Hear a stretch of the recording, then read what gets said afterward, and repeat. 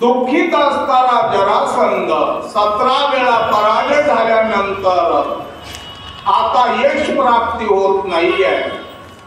एवढ्यामध्ये देवऋषी नारदांचं आगमन झालं आणि जरासंधाची आणि देवऋषी नारदांची भेट झाली. भेट झाल्यानंतर नारदांनी सांगितलं, का जरासंधा तू एवढा दुःखी आहे? काय सांगावं म्हणले नारदा.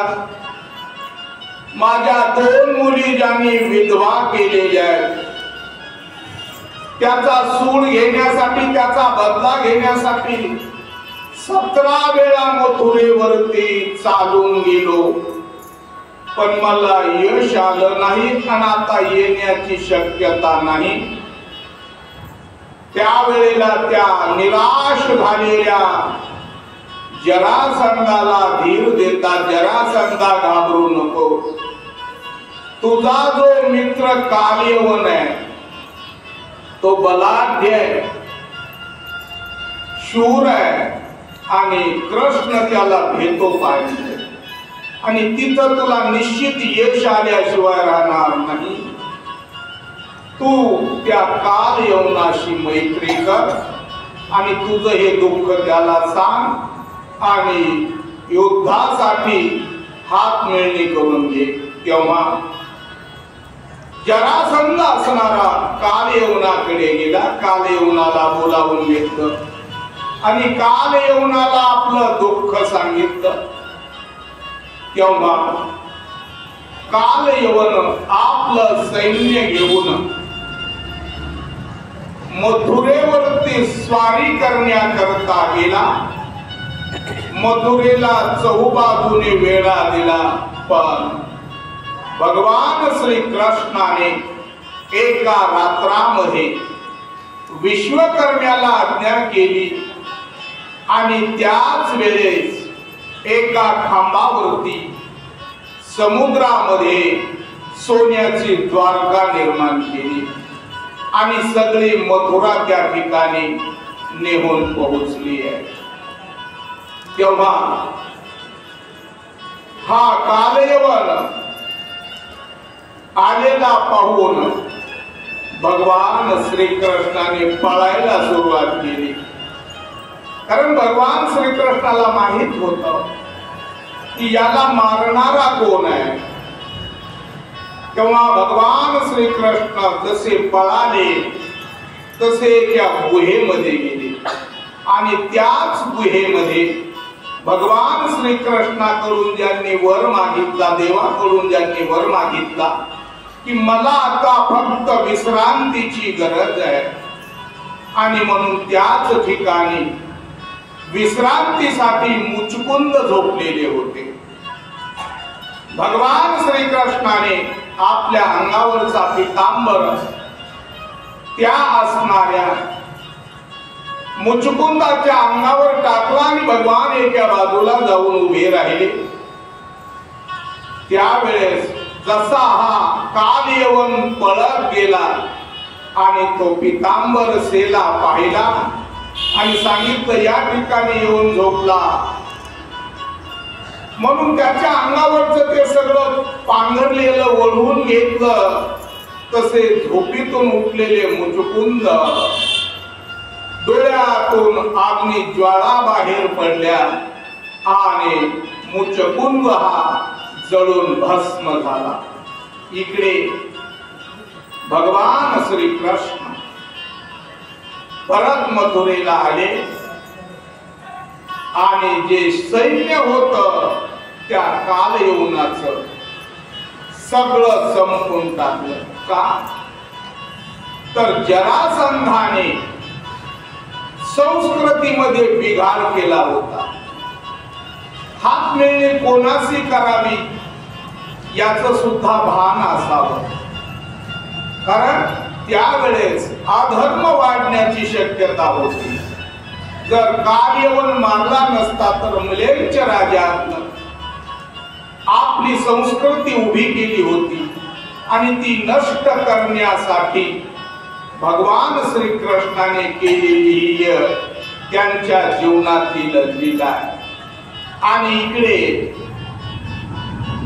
जो सर्व समाचार गोकुळातला घेण्यासाठी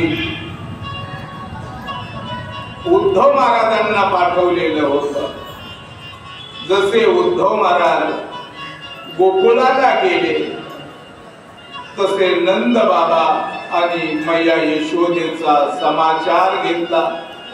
सगळ्या गोप गोपींना भगवान श्रीकृष्णानं दिलेलं दान ज्ञान हे सांगत होते। त्यालाच नाव पडलेलं उद्धव गीता। आणि म्हणून त्याचे दोन भाग आपल्याला पाहायला मिळतात। एक, भगवान श्रीकृष्णाने उद्धवजीला ज्ञान सांगण्यासाठी पाठवलं, 1 महिन्याचा कालावधी गेला। आणि दुसरी गोष्ट अशी आहे, जो उद्धवजीला झालेलं ज्ञानाचा गर्व होता, तो गर्वही नाहीसा करण्यासाठी त्यांना गोकुळाकडे रवाना करण्यात आलेलं होतं। जे भगवान श्रीकृष्णाविषयी उद्धवजी बोलत होते त्यावेळेस त्या गोपी एवढ्या रममान झालेल्या होत्या। काही गोपींचा प्रश्न की भगवान श्रीकृष्ण आमच्या जवळून गेलेलाच नाही, तर मग तुम्ही आम्हाला त्याच्याविषयी वार्ता का सांगता? त्यांना एवढं ज्ञान झालेलं होतं की तेवढं ज्ञान कोणालाही झालं नव्हतं। महाराजांचं वर्णन करतात, गोकुळीच्या लोका झाले ब्रह्मज्ञान। कारण काय केलं होतं त्यांनी? या जन्मात काहीच केलं नव्हतं, पण देवाचा संग झाला होता। पण मागील जन्मात केलेलं आज त्यांच्या फळाला आलेलं आहे, म्हणून हे ज्ञान त्यांना प्राप्त झालं आणि भगवंताचा संग झाला। केले या वासोनी जप तपे, मागील जन्मातल्या असणाऱ्या तुकामने मद न धडता सेवा, पूर्व पुण्य ठेवा ओढवला। म्हणून इकडे गोकुळामध्ये त्यांचा संवाद आहे आणि मथुरेमध्ये भगवान श्रीकृष्णाने कालयमुनाच्या भीतीच्या निमित्ताने द्वारका ही सोन्याची वसलेली आहे। त्यावेळेला महर्षी नारद या भूतलावरती भ्रमण करण्याच्या निमित्ताने आता हळूहळू भ्रमण करू लागलेले। त्यावेळेला ते विदर्भ देशामध्ये भीष्मक राजाच्या नगरीमध्ये पोहोचले आणि भीष्मक राजाने त्यांचं असणार आदर आतिथ्य केलं आणि सांगितलं, तुम्ही आज आमच्याकडे काही वेळ थांबा आणि नामसंकीर्तन करा। असं ज्या वेळेला देवऋषी नारदांना भीष्मकांनी प्रश्न केला आणि त्याचं उत्तर महर्षी नारदांनी दिलेलं आहे की मी निश्चितच नामसंकीर्तन करीन। आणि नामसंकीर्तन करत असताना त्यांनी भगवंताच्या रूपाचं वर्णन केले, कारण जी गोष्ट पाहिलीच नाही त्या गोष्टीविषयी आवड निर्माण कशी झाली त्याचा पुरावा आहे की अगोदर त्या भीष्मक राजाच्या दरबारामध्ये देवऋषी नारदांनी भगवंताच्या गुणाचं, रूपाचं, नामाचं लीला गायन केलेली आहे। आणि म्हणून त्या वेळेला ऐकणारे श्रोत्यामध्ये एक कन्या होती ती भीष्मक राजाची रुक्मिणी नावाची, आणि त्या असणाऱ्या महर्षी नारदाच्या मुखातून वर्णन ऐकलेलं आहे. ऐकिली कीर्ती संताचे वचने, तरीच हे ठाकोने आलो स्थळ. कारण ही कीर्ती मी संतांच्या मुखाने ऐकलेली आहे, आणि म्हणून देव असा आहे. तेव्हा आतुरतेने जी ओढ लागली तो मुलगा,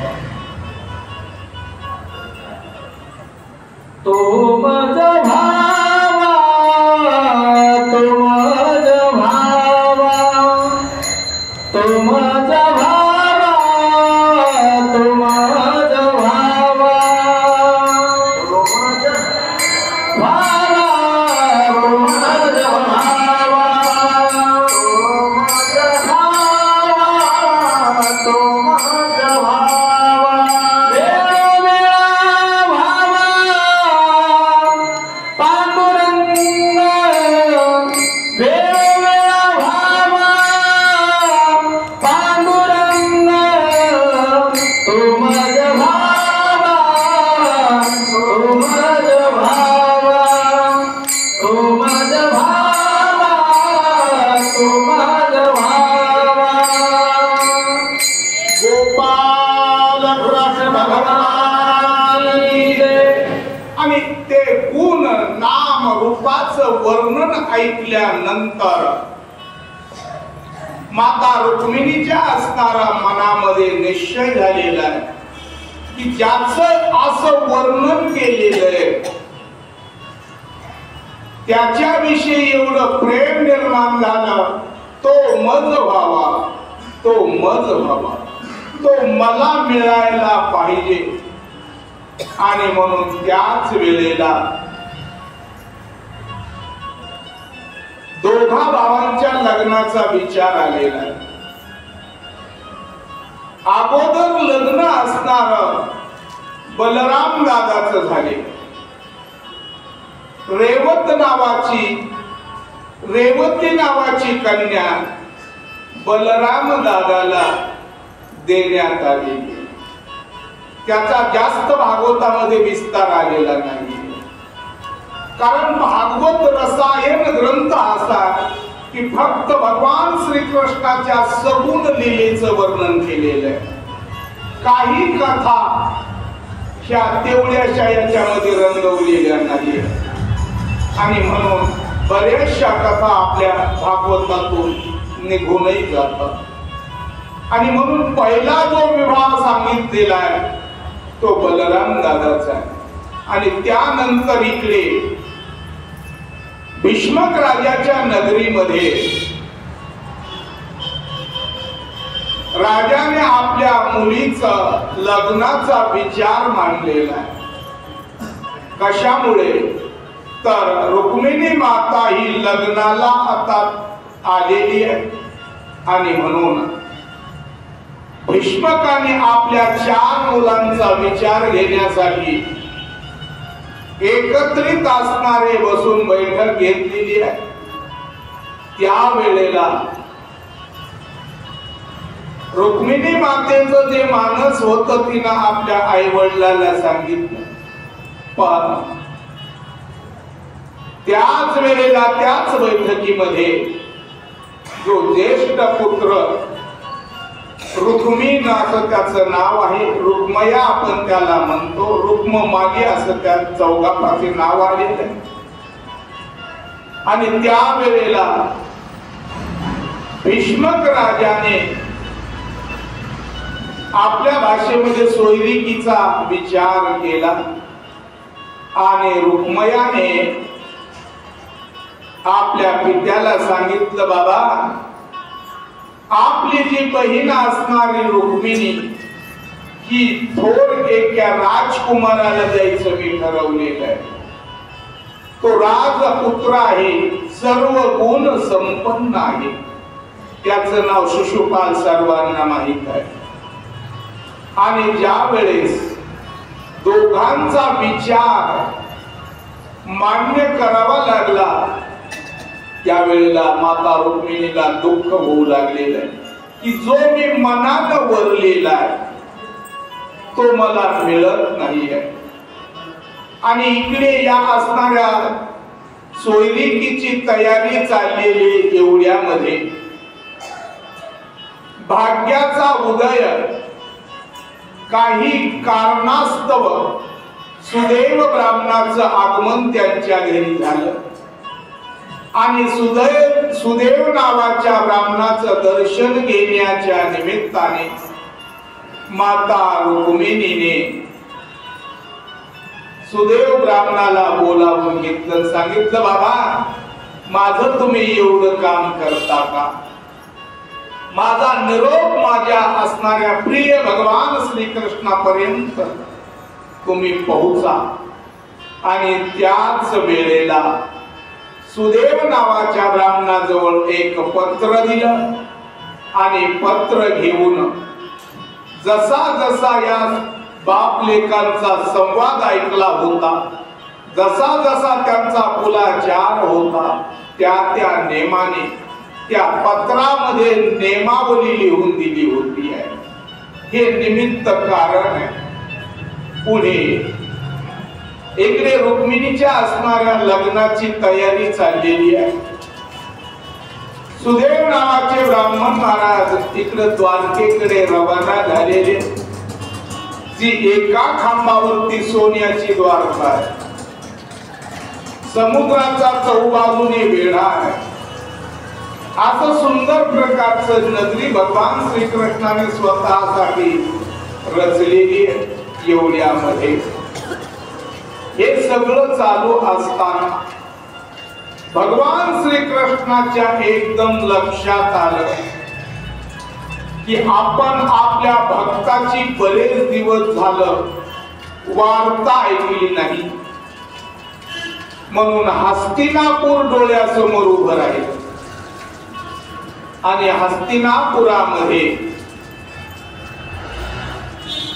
पांडव काय करीत असतील आणि तिथे काही असणारे अधर्मीय लोकांच्या राज्याचा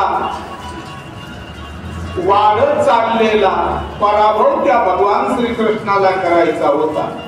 तिथे जरासंधासारखे, तिथे असणारे कालयवनासारखे, तिथे असणारे दुर्योधनासारख्या विचाराचे लोक होते.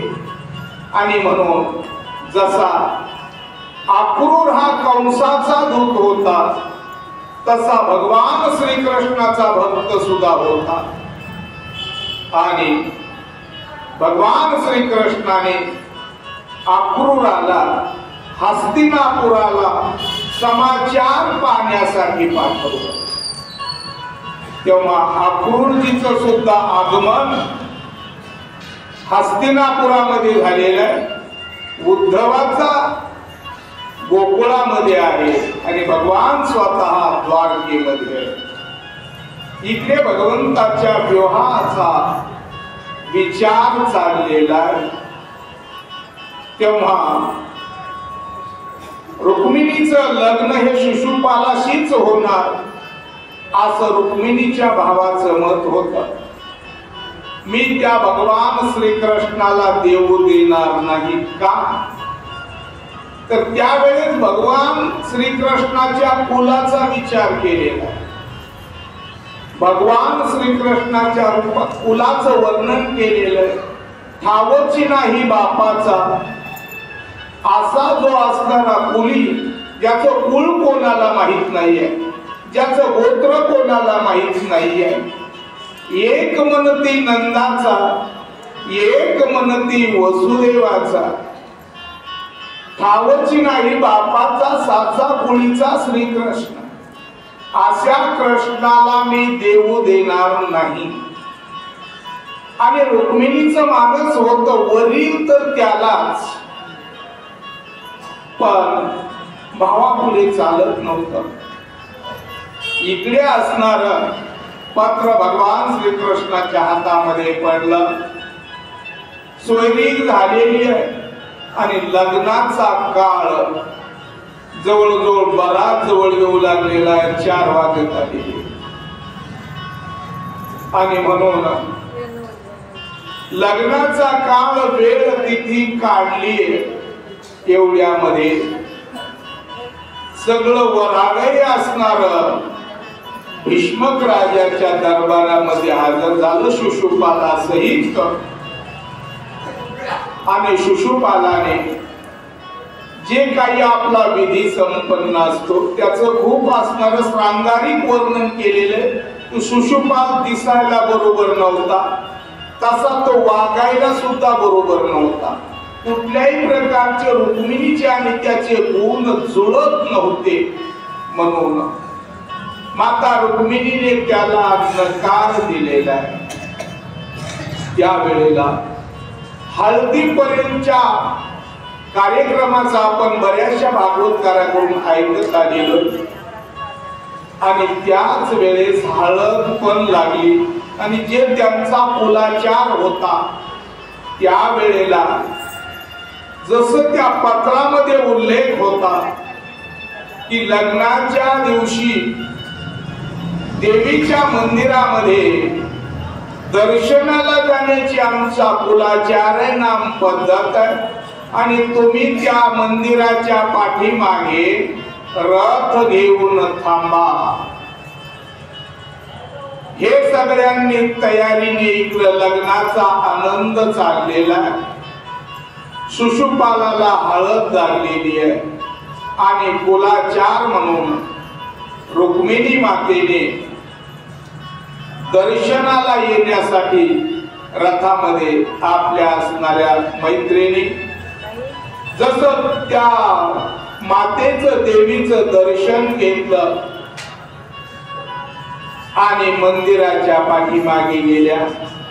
भगवान श्रीकृष्णाचा बलराम दादा सहित दोघा भावांचा रथ त्या ठिकाणी उभा होता. भगवान श्रीकृष्णाच्या हातामध्ये हात देऊन माता रुक्मिणीने रथामध्ये पाय टाकला, हातामध्ये हात दिला. तसा रथ वायू वेगाने बलराम दादा हाकू लागले. पुढे रथ निघून गेल्यानंतर इकडे भीष्मक राजाच्या नगरीमध्ये सगळा हाहाकार झाला. शिशुपालाला दुःख झाले.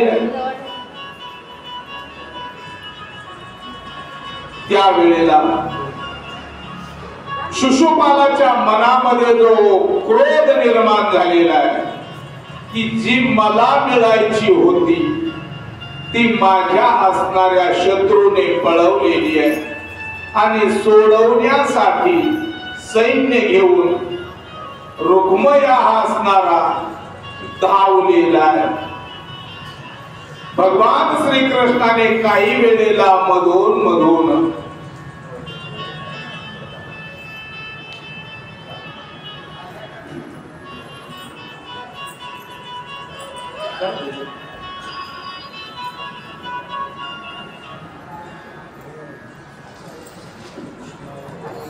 हरे मुरारे नाथ नारायण वासुदेव.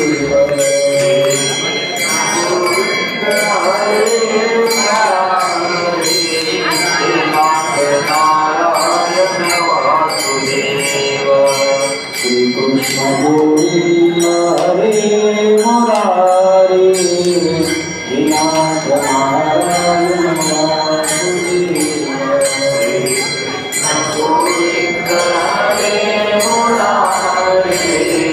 नाथ नारायण वासुदेव. नाथ नारायण वासुदेव. नाथ नारायण वासुदेव.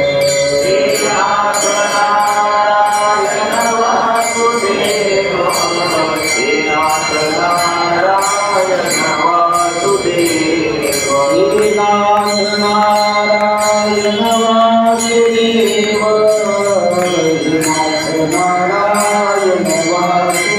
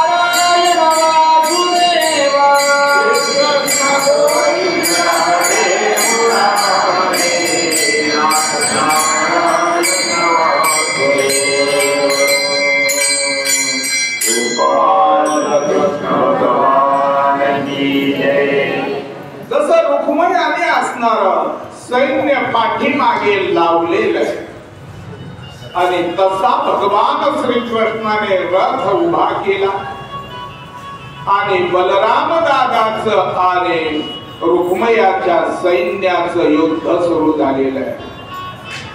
शेवटी नांगरानं वडायचं आणि मुसळानं मारायचं हे बलराम दादाचं शस्त्र आहे. त्याच्यामध्ये बरेचसे सैन्य पळू लागले, बरेच सैन्य मृत्युमुखी पडले आणि त्या रुक्मयाला असणार पकडलेले आणि पकडल्यानंतर रुक्मिणीला विचारलेलं, सांग आता याला नेमकं काय करायचं. त्यावेळेस भावाच्या मायेपोटी रुक्मिणी मातेने सांगितलं, त्याला मारू नका.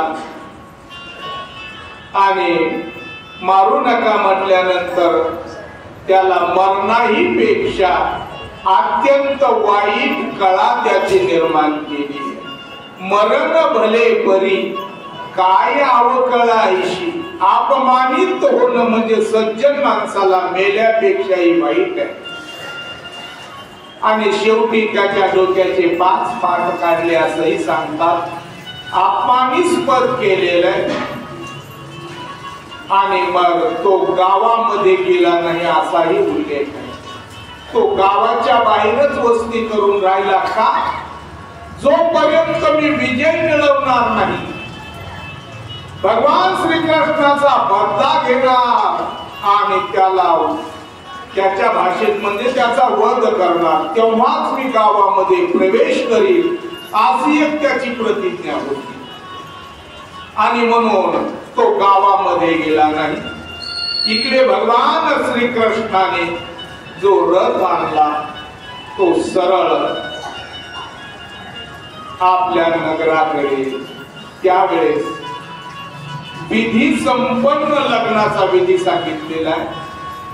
आपण जो विधी केलेला आहे भगवान